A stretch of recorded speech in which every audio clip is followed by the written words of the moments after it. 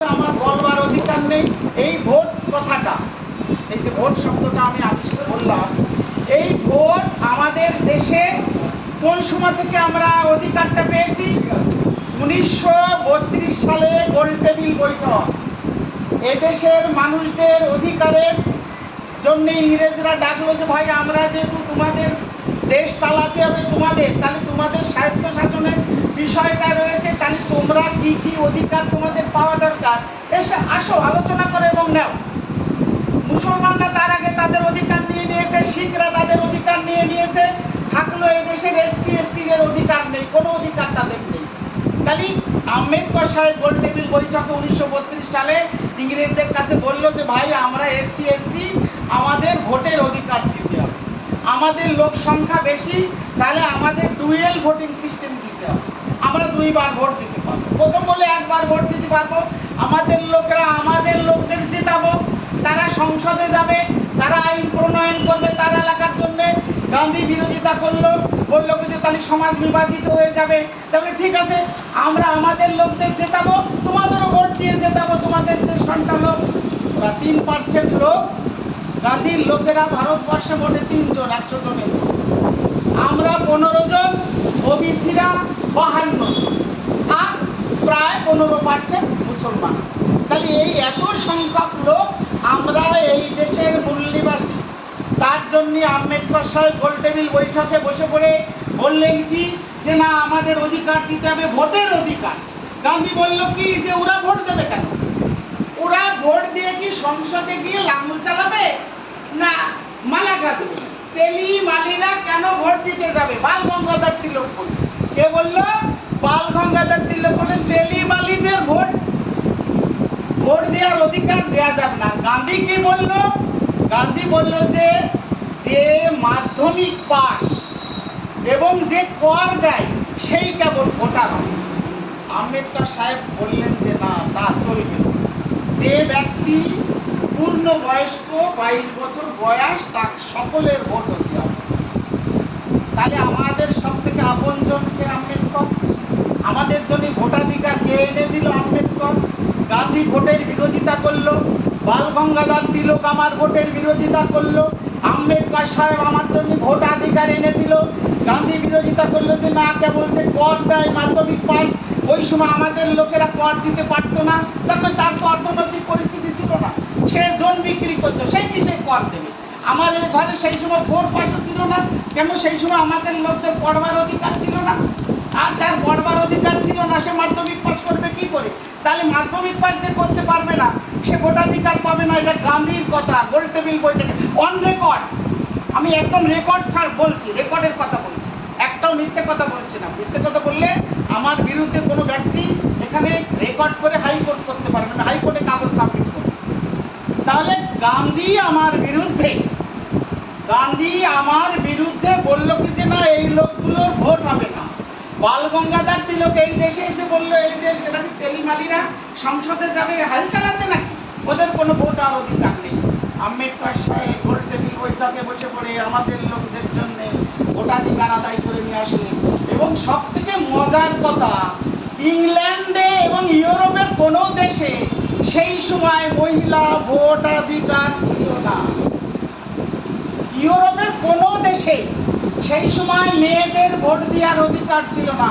আম্বেদকর সাহেব বললেন ভারতবর্ষের সকলের ভোটাধিকার হবে যারা 22 বছর পূর্ণ হবে।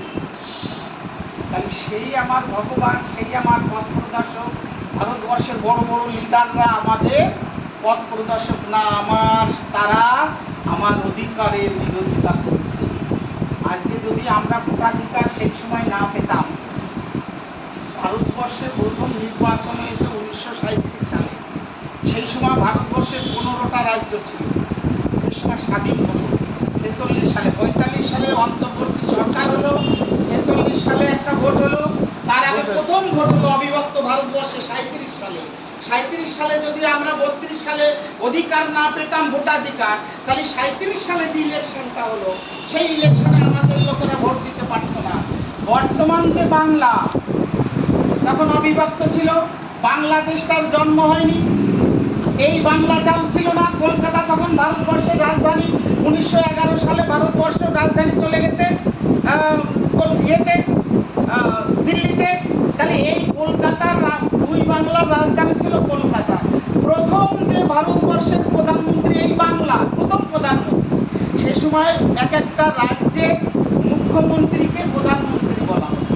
তাহলে বাংলার প্রথম প্রধানমন্ত্রী ছিল আবুল কাশেম ফজলুল হক, বরিশাল বাড়ি। এই লোকটার বাড়ি বরিশাল, কলকাতায় পড়াশুনো করতেন। উনি পড়াশুনো করতে কলকাতায় এসেছিলেন, খুবই মেধাবী ছাত্র ছিল ছাত্র জীবনে।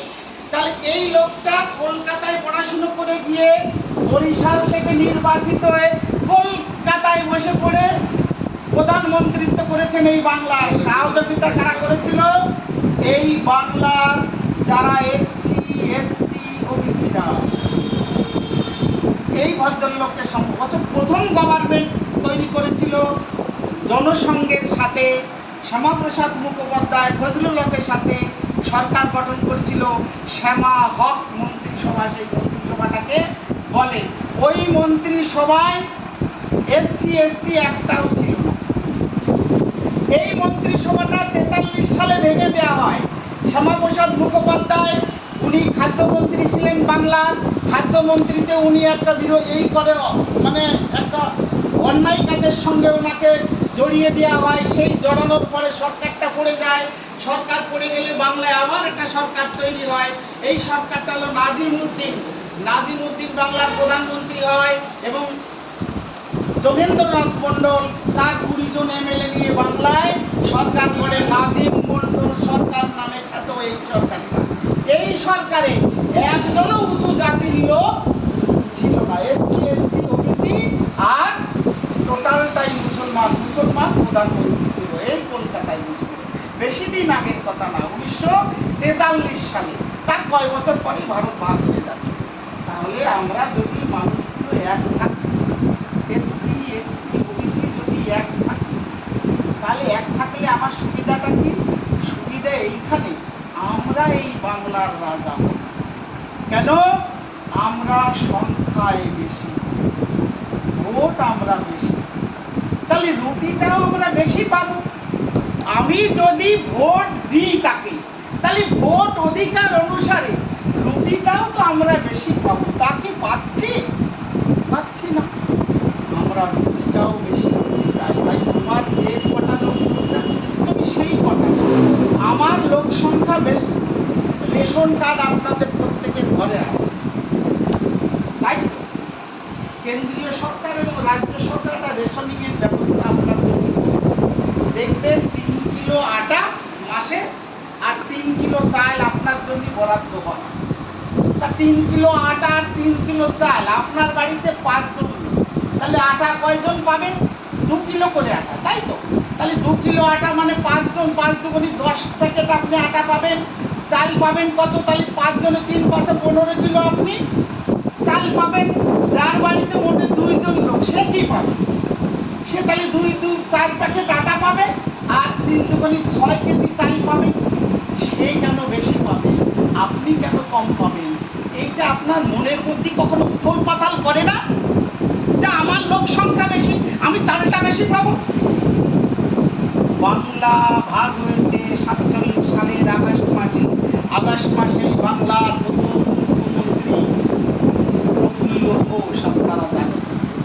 তারপরে মুখ্যমন্ত্রী হলো আমাদের বিধান রায়, তারপরে মুখ্যমন্ত্রী হলো অজয় মুখার্জি, তারপরে মুখ্যমন্ত্রী হলো প্রফুল্ল সেন, তারপরে মুখ্যমন্ত্রী হলো সিদ্ধার্থ শঙ্কর রায়, তারপরে চলে এলো বাংলা কমিউনিস্টদের দখলে। 34 বছরে বেশিরভাগটা জ্যোতিবাবু মুখ্যমন্ত্রী, বুদ্ধ ভট্টাচার্য 10 বছর, তারপরে 11 সাল থেকে নির্বাচন। আপনার কোনো মুখ্যমন্ত্রী নেই কেন? কখনো প্রশ্ন করেছেন আপনি? আমি কেন মুখ্যমন্ত্রী নেই? আমার কেন মন্ত্রিসভায় আমার বেশি মন্ত্রিত্ব নেই? প্রশ্ন করেছেন কখনো মনে মনে ঘরে শুয়ে শুয়ে? আমার ছেলেটা কেন ওখানে সেক্রেটারিয়েটে নেই?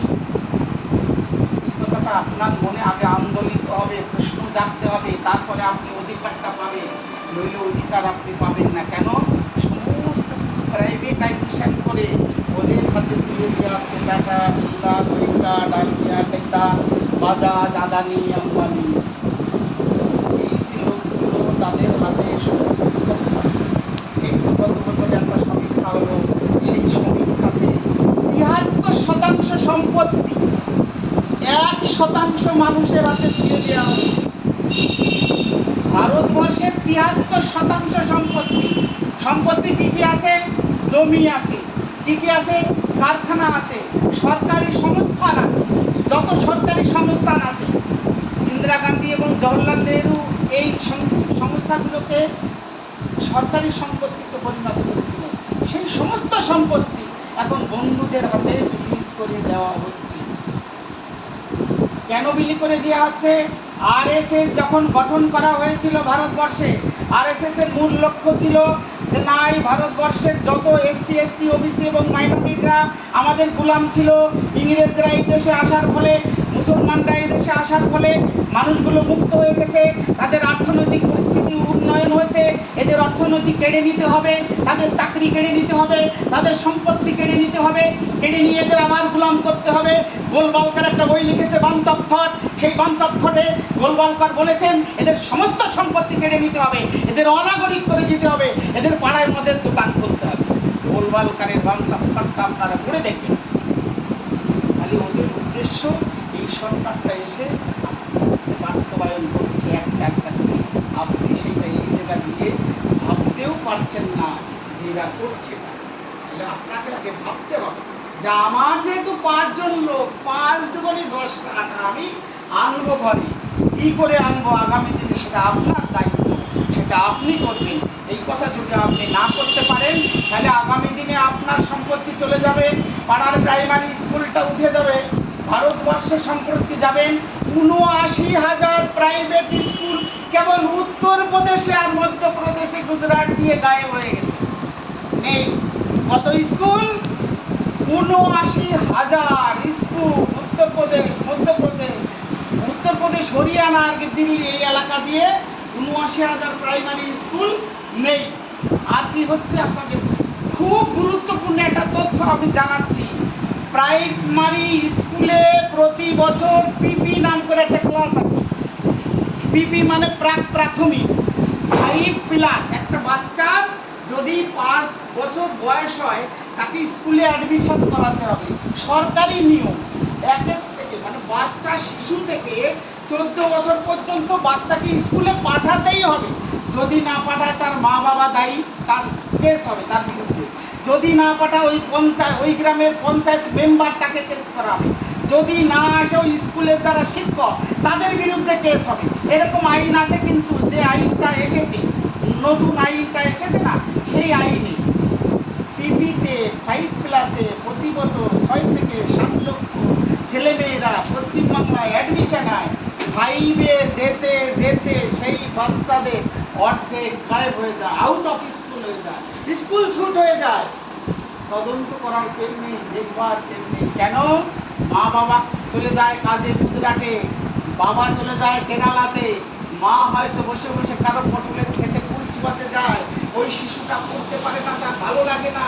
ক্লাসে মোটে 3 ঘন্টা তাকে ক্লাস করানো হয়, ক্লাস তার ভালো লাগে না বলে সেই স্কুলে যেতে চায় না। একটু বয়স হয়ে গেলে ক্লাসের ছেলেমেয়েরা হাসাহাসি করে, সেই স্কুল আউট অফ হয়ে যায়। দারুণ তথ্য। এই তথ্যগুলো আপনাদের মনে একটু আন্দোলন করা দরকার, বোঝা দরকার যে আমার ঘরের ছেলেটা, আমার ব্যক্তিগত না হোক, আমার পড়োশি, আমার প্রতিবেশীর কোনো ছেলে স্কুলে ভর্তি হচ্ছে, কিন্তু সেই স্কুল ছুট হয়ে যাচ্ছে, পড়াশোনা করতে পারছে। যদি পড়াশুনো না করে তাহলে ভারতবর্ষের এই যে তথ্য, এই যে ডাটা, সে কাগজে পড়ে সে উদ্ধার করতে পারবে না। আমাকে কি কি দিয়ে ঠকানো হচ্ছে, আমাকে কি কি জিনিস দিয়ে ঠকানো হচ্ছে, আমার পাওনাটা কি কি ওরা দিচ্ছে না। পড়ালেখা না করলে তো হবে না। তাই গৌতম বুদ্ধ এই দেশে একটা স্লোগান দিয়েছিল যে আমাকে জ্ঞান অর্জন, বুদ্ধং শরণং গচ্ছামি। পৃথিবীর সব থেকে শ্রেষ্ঠতম কথা, এত বড় কথা পৃথিবীতে আর কোনো মনীষী বলেননি। বুদ্ধং শরণং গচ্ছামি, অর্থাৎ বুদ্ধির শরণে যাও, জ্ঞানের আলোকে প্রবেশ করো। কিসে কি করতে বলেছে? আমাকে জ্ঞান অর্জন করতে হবে। বলেননি, কিন্তু এরকম কথা ভারতবর্ষে আর কেউ বলেনি। অনেক পরে এসে জ্যোতিরাও ফুলে বলেছেন, কি বলেছেন? বিদ্যা বিনা মতি যায়, মতি বিনা গতি যায়, গতি বিনা ধন যায়। যদি বিদ্যে না থাকে সমস্ত অনর্থ হয়ে যায়। অনেক পরে এসে, তার প্রায় 4-5 বছর বয়সে গুরুচাঁদ ঠাকুর পূর্ব বাংলায় বলেছেন যে খাও বা না খাও তাতে দুঃখ নাই, ছেলে মেয়ে শিক্ষা দাও এই আমি চাই। ভারতবর্ষের আর কোনো মনীষী বলেনি, কৃষ্ণ বলেনি, রাম বলেনি, গৌরাঙ্গ মহাপ্রভু বলেনি, কেউ বলেনি। এরা বলেছে একদম সরাসরি স্বর্গে চলে পৌঁছে দেবে। হ্যাঁ, চাল কলা দিবা, আটা দিবা, হ্যাঁ, কাপড় দিবা, ধূপ দিবা, তোমার একদম স্বর্গে পৌঁছে দেবে।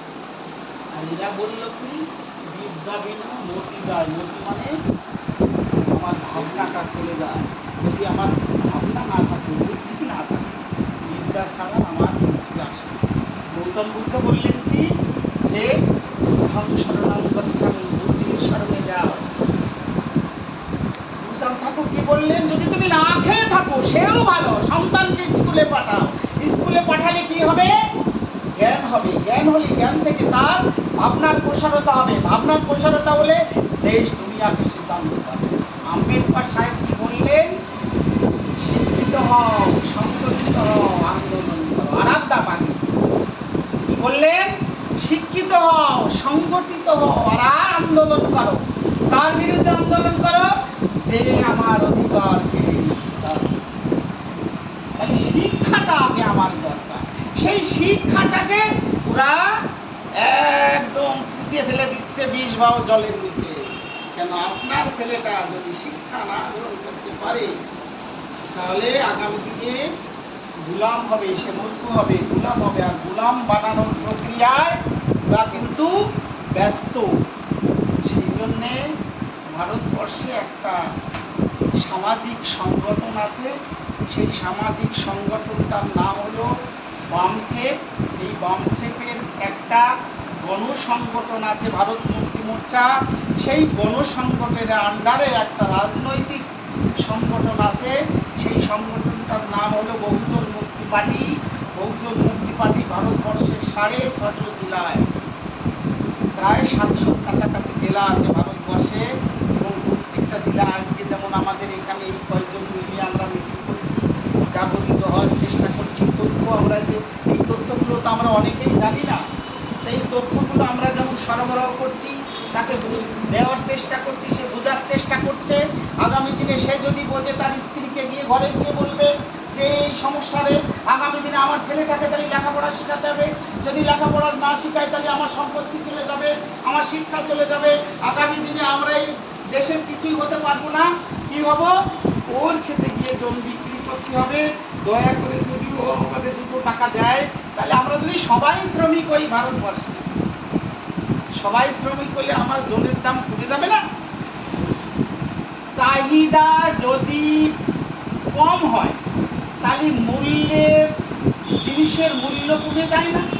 তাহলে আমার জন বিক্রি করবে ভারতবর্ষের বেশি লোক, কিনবে তো টাটা বিড়লা গোয়েঙ্কারা। তাহলে সস্তায় শ্রমিক ওদের কারখানা আমাকে দিতে হবে। আর কি, এইরা যখন 14 সালে ক্ষমতা এলো, ভারতবর্ষে সারা পৃথিবীতে, আমেরিকার চিকাগো শহরে শ্রমিক আন্দোলন হয়েছিল, আপনারা জানেন, 1891 সালে। সেই শ্রমিক আন্দোলনে ফলে যেখানে আমাদের 22 ঘন্টা কাজ করতে হতো শ্রমজীবী মানুষদের, সেই 22 ঘন্টার বদলে এরা কি করেছিল? আমেরিকার শ্রমিকরা বললো যে না, আমরা 22 ঘন্টা শ্রম দেবো না, আমরা মোটে 8 ঘন্টা শ্রম দেবো। কার্ল মার্কস এই নীতিটা ভারত পৃথিবীতে এনেছিলেন যে মানুষের জীবনে 24 ঘন্টায় তাকে 3টে ভাগে বিভক্ত করতে হবে। সেটা কি?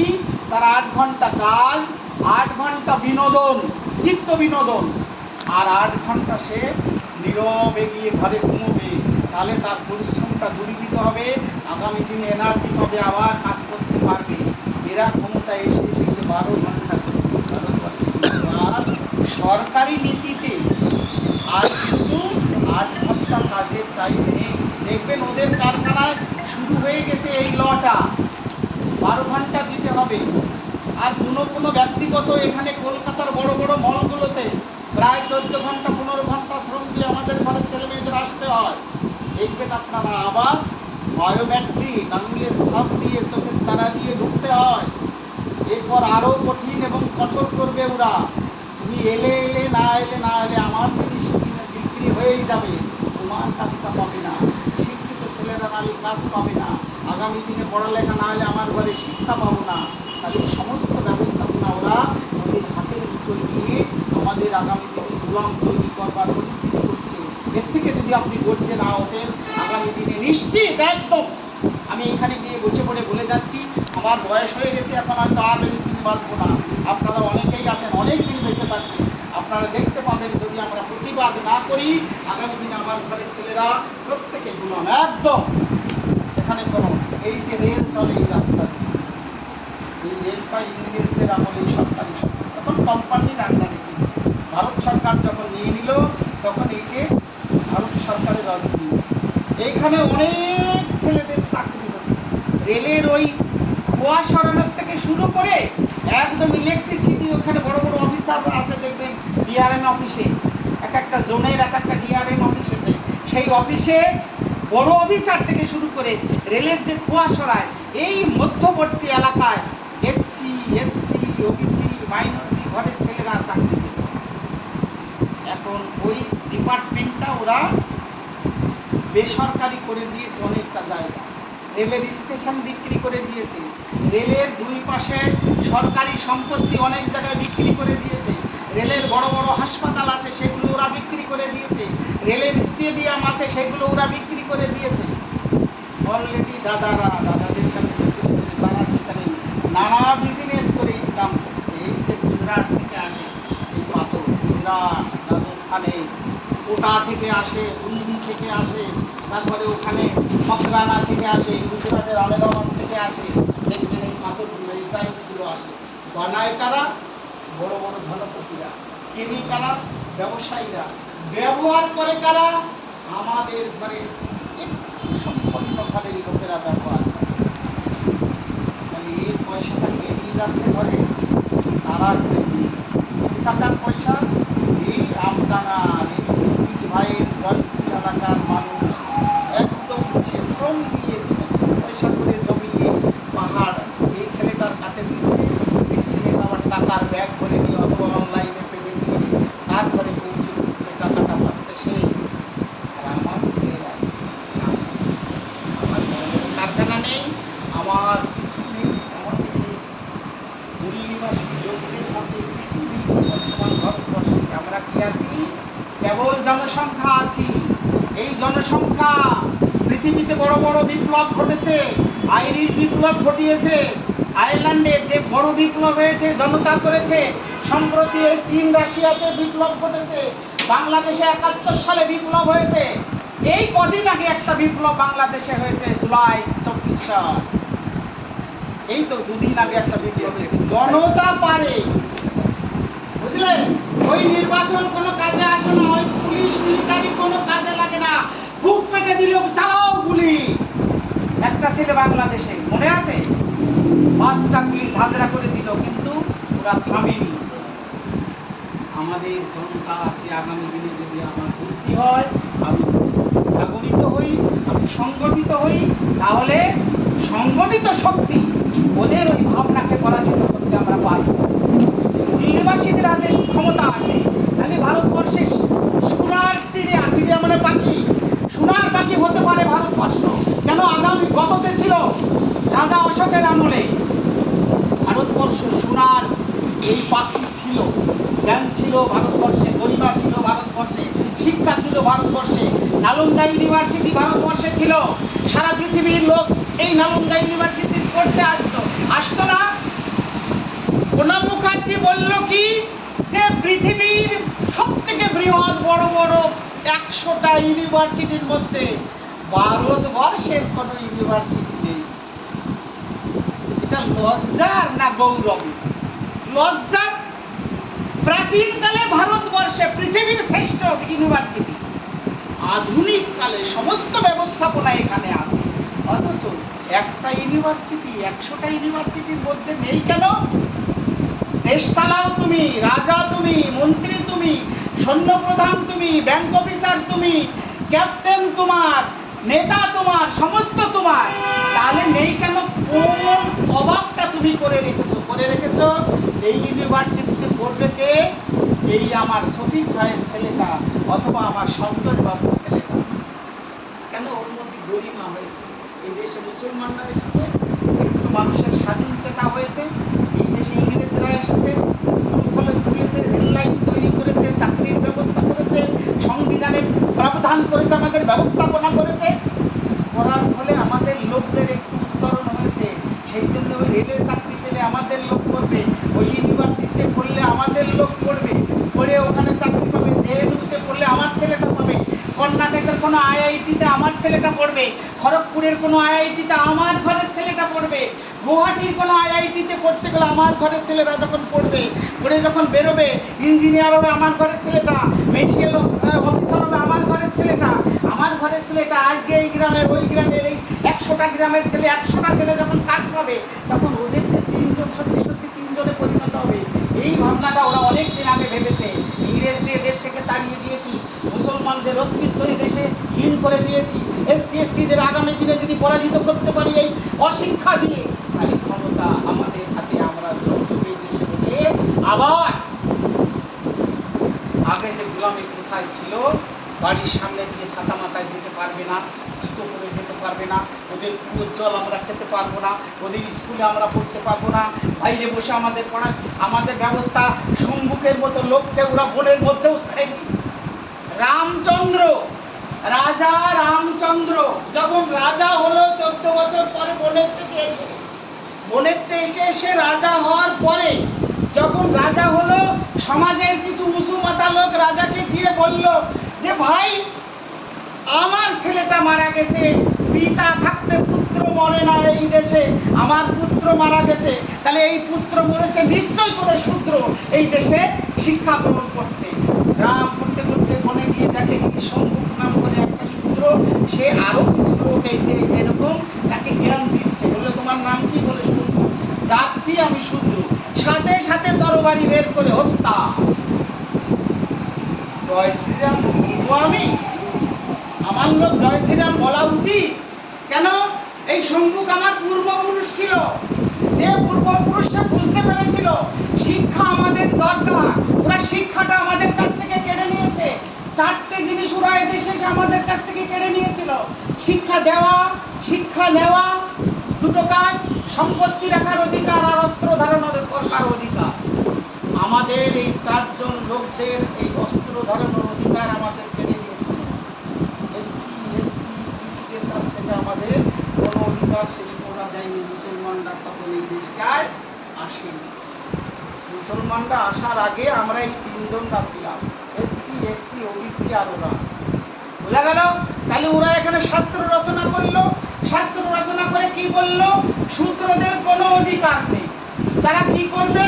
গ্রামের বাইরে নিয়ে যাবে, শ্মশানের মরা পোশাক তারা পরবে, পোষা মরা জীবজন্তু ওরা খাবে, দিনের বেলায় ঘর থেকে বেরোতে পারবে। এত বড় আইন ওই শাস্ত্র গ্রন্থের মধ্যে ওরা দিয়ে দিল। তারপরে কি হলো? শূদ্রদের উপরে আছে এখানে বৈশ্যরা। বৈশ্যদের কি বললো? ওরা লেখাপড়া শিখতে পারবে কিন্তু পড়াতে পারবে না, ওদের অস্ত্র ধারণের অধিকার নেই কিন্তু ওরা সম্পত্তি রাখতে পারবে, আর ওদের 4টে অধিকারী ওরা সংরক্ষণ করে রাখতে পারবে। সংরক্ষণের বিরুদ্ধে ওরা কথা বলে না যে গেল সংরক্ষণ দিয়ে, রিজার্ভেশন দিয়ে সব গেল, কিন্তু 3500 বছর ধরে এই 4টে সংরক্ষণই ওরা ওদের কাছে রেখেছে। সম্পত্তি রাখার অধিকার ওরা রেখেছে, অস্ত্র ধারণের অধিকার ওরা রেখেছে, পড়াবার অধিকার ওরা রেখেছে, পড়বার অধিকার রেখেছে, আর বাকিদের সমস্ত আমাদের অধিকার ওরা বঞ্চিত করছে। শূদ্র কারা? শূদ্র হলো ভারতবর্ষের বর্তমান যারা ভারতবর্ষের ওবিসি, এরা শূদ্র। বাংলার কায়েস্তরা শূদ্র। আমি উদাহরণ দিলে আপনারা বুঝতে পারবেন। বিবেকানন্দ আমেরিকা যখন ধর্ম প্রচার করে ঘরে ফিরলেন, বিবেকানন্দকে সংবর্ধনা দেওয়ার জন্য কলকাতায় একটা আয়োজন করা হলো। স্বনামধন্য ব্যক্তি সেই সময়, কলকাতা হাইকোর্টের বিচারপতি, এবং উনি কলকাতা ইউনিভার্সিটির ভাইস চ্যান্সেলর গুরুদাস বন্দ্যোপাধ্যায়। তা গুরুদাস বন্দ্যোপাধ্যায়ের কাছে যাওয়া হলো যে মশাই, আমাদের এই যে বিবেকানন্দ সাহেব এসেছে আমেরিকা থেকে ধর্ম প্রচার করে, ওরা একটা সম্বর্ধনা দেব, তা চলুন। বললো বিবেকানন্দকে একটা শূদ্র ছেলে কোথার থেকে কি করে ফিরেছে, তার সম্বর্ধনা সভায় যাব আমি। গুরুদাস বন্দ্যোপাধ্যায় বিবেকানন্দ শূদ্র বলে ঘৃণা করে তার সম্বর্ধনা সভায় যাননি। তাহলে এই নমরা কারা? এই যে নমো আছে না, আমার এই যে কাকা নমো, ওই একটা নমো, ওই শঙ্কর বাবু একটা নমো, আমি একটা নমো, আমার বোন সুজাতা একটা নমো, এরা কিন্তু শূদ্র না, এরা হলো অস্পৃশ্য। ও যদি শুইয়ে দেয় তাহলে যাক যাক। এই তো 2 দিন আগে, আজকে থেকে, আজকে হলো 22 তারিখ, 20 তারিখে একটা ঘটনা ঘটেছে। একটা ছাত্র তার বাবা একটা উঁচু জাতির ছেলেকে বেটা বলেছে, একটু গায়ে হাত দিয়ে বলেছে বেটা, তাকে বেধড়ক মেরে তাকে হত্যা করা হয়েছে। এই তো কদিন আগে মধ্যপ্রদেশে একটা ছেলে ক্লাসের মধ্যে জলের কুয়ো, বলে জলের কলস, ওইখানে জলের খুব অভাব অনেক জায়গায়। আমাদের বাংলায় যেমন 2 পাইপ দিলেই খাওয়ার জল ওঠে, কিন্তু ওইখানে ওঠে না, একটু কষ্ট করে জলের কলস ওরা বাথরুম ক্লাসের মধ্যে রাখে। একটা বাচ্চা জল পিপাসায় বুক ফেটে যাচ্ছে, জলের কলসে সে হাত দিয়েছে। ক্লাসের একটা ছেলে শিক্ষক এসে তাকে মারতে মারতে ক্লাসের মধ্যেই মেরে ফেলে দিয়েছে। হাসপাতালে গেলে তাকে মৃত ঘোষণা করা হয়েছে।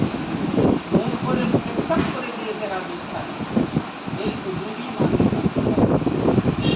এইরকম অত্যাচার হয়। এই যে আমার এই বোন সুজাতা বৈরাগীদের সাথে সারা ভারতবর্ষ,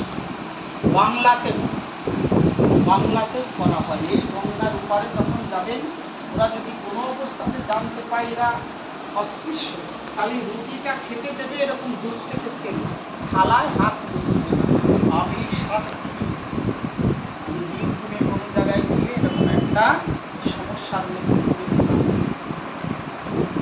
আমি একদম চোখে দেখা কথা বলছিলাম। তাহলে আমাদের সঙ্গে কিরকম ব্যবহার করা হয় আপনারা বুঝতে পেরেছেন সারা ভারতবর্ষে। আজকে থেকে টুটে নাও, আমি আজকের কথা বলছি, আজকে একদম আজকে। আমরা আর কতকাল মানতাম, আর আমরা কতকাল বঞ্চিত থাকবো, আর আমরা ভারতবর্ষের নিজস্ব সম্পত্তি থেকে কতদিন বঞ্চিত থাকবো? ভারতবর্ষ তো আমাদের সম্পত্তি। এই এলাকাটা আমরা ডেভেলপ করেছি, এখানে সভ্যতা আমরা গড়েছি। ইউনেস্কো একটা কথা বলেছে, এই মূল নিবাসীদের সংজ্ঞা ইউনেস্কো বলেছে যে যারা যে এলাকার সভ্যতা করেছে তারা সেই এলাকার মূল নিবাসী। তাহলে ভারতবর্ষের সভ্যতা কারা গড়ে তুলেছে? আমরা, এই মূল নিবাসীরা। আমরা গড়ে তুলেছি এই সুন্দর সভ্যতা, আমরা গড়ে তুলেছি, আমরাই ভারতবর্ষের মূল নিবাসী। ওরা পরেই ভারতবর্ষে আক্রমণ করেছে, দখল করেছে।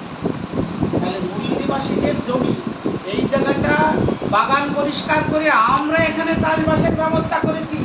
এখানে আমরা পুকুর কেটেছি, কোদাল ছিল না, ঝুড়ি ছিল না, পুকুর তৈরি করেছে নদ দিয়ে, আমাদের লোকেরা কাঠ দিয়ে, পাথর দিয়ে জল ধরে রাখার জন্য বহু পরিশ্রম করে আমরা এই এলাকাটা সভ্যতা করে তুলেছি।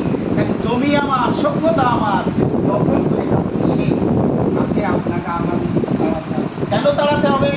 তাড়ানোর কথা যদি না আসে, তাহলে আমার সঙ্গে যে দুর্ব্যবহার করা হচ্ছে তার সঙ্গে যদি সেই দুর্ব্যবহার আমরা নাও করি, যদি থাকার অনুমতি দিই এবং দুর্ব্যবহার না করে সে থাক, শান্তিতে থাক। আমার লোকটা যখন গু ফেলেছে 3500 বছর ধরে, সে গু ফেলতে পারবে? কারা ফেলে সারা ভারতবর্ষে? কারা ফেলে? আমাদের লোকেরা ফেলে গু। ঝাড়ু রাস্তা লাগায় তারা, আমাদের লোকেরা ঝাড়ু লাগায় সারা ভারতবর্ষে। আপনি খেয়াল করে দেখবেন কোনো ওরাই ঝাড়ু লাগায় কিনা, ওরা কেউ গু ফেলে কিনা। মাইকেল বানসার 2001 সালে আমেরিকার উটা বিশ্ববিদ্যালয়ে রক্তের নমুনা নিয়ে ডিএনএ পরীক্ষা করেছে। ডিএনএ পরীক্ষা করে দেখেছে যে ওরা যারা বাইরে থেকে এসেছে আমাদের ভারতবর্ষে, এসেছেন আক্রমণ করে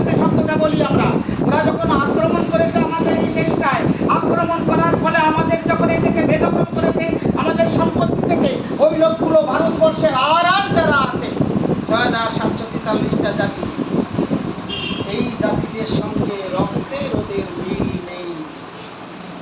ML3 আর R1A1 আমাদের, ওদের R1A1 ফ্যাক্টর আর আমাদের ফ্যাক্টরটা হলো ML3।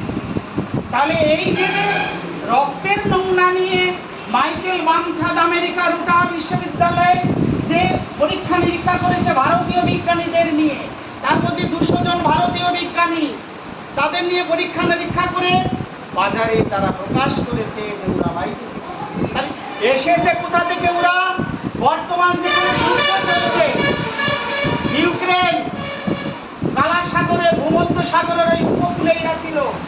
ওই ইউরোপেরও বহু দেশে ওরা এরকম আক্রমণ করেছে, ইংল্যান্ডে ওরা আক্রমণ করেছে, তারপর জার্মানিতে ওরা আক্রমণ করেছে। এই জাতির লোকেরা ভয়াবহ, ওরা খুব মারাত্মক, ভয়ানক খারাপেরা। ওরা আমাদের এই দেশের নিবাসী নয়। একটু আগে বললাম না রক্তের সম্পর্কে, আমার সঠিক ভাই, আমার রক্তের সম্পর্কে ভাই, কেন ওর ডিএনএ আর আমার ডিএনএ একেবারে 99.99% সিমিলার। তাহলে ও আমার রক্তের সম্পর্কে। এসসি, এসটি, ওবিসি, মাইনরিটিদের রক্ত আমাদের 99.99 সিমিলার। আর ওদের যে রক্ত, ওরা যে এলাকায় ছিল সেই এলাকার লোকের সঙ্গে 99.99% মিল আছে। তাহলে ওরা বিদেশি, আমরা মূল্যবাসী, একদম সাইন্টিফিক্যালি প্রুফ। তাহলে আমাদের দেশটা দখল করতে আমাদের আপত্তি। ইউনেস্কো আর একটা আইন এনেছে, সেটা হলো কোনো বিদেশি অন্য কোনো দেশে গিয়ে শাসন করতে পারে না। তাহলে ওরা বিদেশি, একদম সাইন্টিফিক্যালি প্রুফ হয়ে গেছে। ওরা আমাদের দেশে এসে দখল করে তারা রাজত্ব করছে, আমরা মূল্যবাসীরা বঞ্চিত। আমাদের একত্রিত হবে, সংগঠিত হতে হবে, শিক্ষা গ্রহণ করতে হবে, এই জায়গাটা দখল করে আমাদের রাজা হতে হবে। আমরা যদি রাজা হই, শফিক ভাইয়ের ছেলেটা পোস্ট মাস্টার হবে না কেন? শফিক ভাইয়ের ছেলেটা ওই সিটি হতে চায় কেন? সিটি হতে যারা চাকরি করে, আমার ঘরের ছেলেরা সেখানে ওই রাইটার্সে যারা চাকরি করতো তারা আমার নেই, নবান্নে যারা চাকরি করে তা আমার লোকের সংখ্যা নেই, ডিএম অফিসে চাকরি করে যারা, দেখবেন একটু মিলিয়ে কোনো জেলার ডিএম আপনার ঘরের লোক নেই। যদি একজন সিটিটা আসে, তাকে নানা রকম ষড়যন্ত্রের পাশে তার হয় চাকরিটা, নইলে এলাকার ওই পাশে সন্দেশ কালী তার অথবা একদম পাহাড়ের প্রান্তে সুবিধা শিলিগুড়ি আসামের হয়, তার বাড়ি ফেরার আর কোনো খোঁজ নেবে না। আপনার এখানে বিডিও অফিসে দেখবেন ইলেকশন ডিপার্টমেন্ট কখনোই আপনাদের হাতে ছেড়ে দেয় না। আমি অনেক ইলেকশন ডিপার্টমেন্টে কাজ করি, অনেক দিন। ইলেকশন ডিপার্টমেন্টে দেখবেন যারা ভোটার লিস্ট তৈরি করে, সব ভোটার লিস্ট তৈরি করতে গেলে তার আন্ডারে প্রত্যেকটা পঞ্চায়েতে, প্রত্যেকটা বুথে একজন করে বিএলও আছে। এই বিএলওরা রিপোর্ট দেয় একজন এআরওর কাছে, এআরও আবার আরওর কাছে ওইগুলো পৌঁছায়, এসডিও আরও থাকে, অথবা ডিএম এডিএম ওখানকার আরও থাকে, ওইগুলো ভেরিফিকেশন হয়, ভেরিফিকেশন করে লিস্ট তৈরি করা হয়। ওই বিডিও অফিসে যে একজন ইলেকট্রন অফিসার থাকে, এতে বলে OC election, officer in-charge election. এই ডিপার্টমেন্টটা আপনাদের লোকদের দেয় না, আপনি খোঁজ নেই এখানে আপনাকে ভিডিওতে আমি যে কথাটা বলছি থাকে না। কেন? বড় পদ আমাদের লোকরা ছেড়ে দেয় না। বামপন্থীরা যখন এখানে ক্ষমতায় ছিল, জেলার যে সেক্রেটারি আমাদের লোকদের দেয়, পলিট ব্যুরোতে আমাদের লোক পৌঁছাতে পারেনি, রাজ্যসভায় আমাদের লোকেরা পৌঁছাতে পারেনি।